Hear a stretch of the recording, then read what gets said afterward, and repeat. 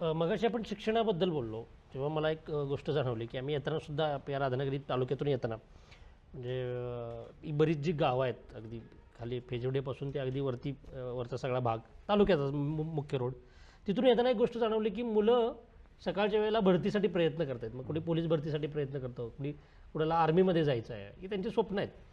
पण त्या दृष्टीनं एखादं मार्गदर्शन केंद्र किंवा तसे त्यांना रनिंग ट्रॅक इथं उपलब्ध नाहीत. कारण माझा अनुभव असा आहे की मी म्हणजे या विद्यार्थ्यांशी जेव्हा बोललो तेव्हा मला असं लक्षात आलं की ते म्हटलं आम्ही या रस्त्यांवरनं पळतो, परंतु जेव्हा प्रत्यक्ष रनिंग करण्याची टेस्ट देण्याची वेळ येते तेव्हा मला ट्रॅकवरनं पळावं लागतं. आणि अर्थात ट्रॅकवरून पळणं आणि रस्त्यांवरनं पळणं याच्यामध्ये तो फरक असतो, ती फारकत होते. आणि याच्यामुळं मग बऱ्याचदा आम्हाला ते मार्गदर्शन मिळत नाही. काय बघताय तुम्ही या प्रश्नाकडे, कसं तुम्हाला हे जाणवतं का?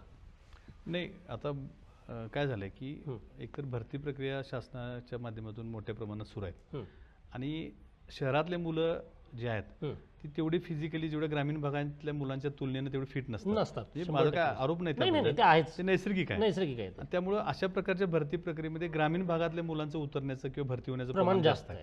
त्यात आमच्या तालुक्यात सुद्धा हल्ली आता बघायला गेलं तर खूप चांगल्या पद्धतीने मुलं त्यामध्ये सराव करतायत, कष्ट घेत आहेत, भरती होत आहेत बरेचसे अधिकारी. आणि आम्ही दरवर्षी त्यांना प्रोत्साहित करण्यासाठी त्यांना वेगवेगळे कार्यक्रम घेऊन त्यांची सत्कार वगैरे करतोय. पण तेवढ्यावर आमची जबाबदारी संपत नाही असं ही आम्हाला नक्कीच जाणीव आहे त्या गोष्टीची. आता मुलं त्या गावालगतच्या रस्त्यानं पळतात, ते प्रॅक्टिस करतात आणि त्यांना होते काय की ज्यावेळी प्रत्यक्ष मैदानात उतरावं लागते त्यावेळी ते रस्त्यावरून पळवलं जात नाही, त्यावेळी ग्राउंडवर पळवलं जाते. मग त्यावेळी जो सराव केला असतो तो रस्त्यावरून पळण्याचा केला असतोय आणि मैदानात उतरल्यानंतर करावं लागतं ते मैदानातलं धावपट्टीवर धावावं लागतं. तर आता इथं जे आमचं क्रीडा संकुल आहे राधान तालुक्याचं, ते क्रीडा संकुल अजून अपूर्ण अवस्थेत आहे. त्यामध्ये तिथं त्यांची संरक्षित भिंत झाली आहे, तिथं एक हॉल झाला आहे, पण तिथं ट्रॅक एक होणं गरजेचं आहे. आणि तो ट्रॅक झाला तर निश्चितपणाने त्या मुलांची एक चांगली सोय होईल.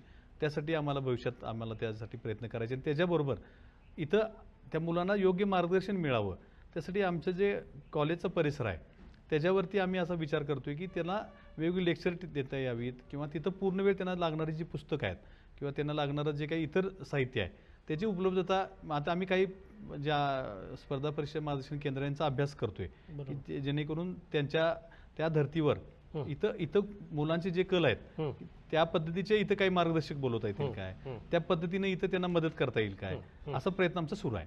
सध्या त्याच्यावर तुम्ही काम करतोय त्याच्यावरती आम्ही. अशाच नवनवीन अपडेटसाठी डिजिटल कोल्हापूर चॅनेलला सबस्क्राईब करायला विसरू नका.